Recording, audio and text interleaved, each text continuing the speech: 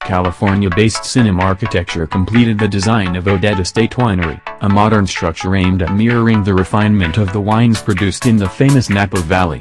The project is said to express the owner's commitment to sustainable farming and wine production.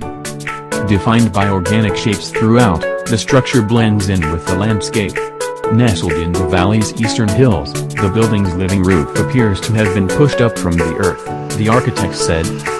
At the front of the building, sliding perforated aluminum screens and tall, relictuous forms veil the winery's covered crushpad and open-air workspace. Behind these screens, 3 repurposed shipping containers serve as comfortable and sophisticated winery laboratory and office space. With a clean and simple layout, it's easy to move from one functional area of the winery to the next. The design of the fermentation barrels matches the sober interior, as if to invite guests to take a moment and reflect on the wine-drinking ritual. On-site renewable energy created by solar panels and the smart use of building materials are just some of the elements that make the project sustainable. Photos and information provided by Cinema Architecture. With a clean and simple layout, it's easy to move from one functional area of the winery to the next. The design of the fermentation barrels matches the sober interiors, as if to invite guests to take a moment and reflect on the wine-drinking ritual.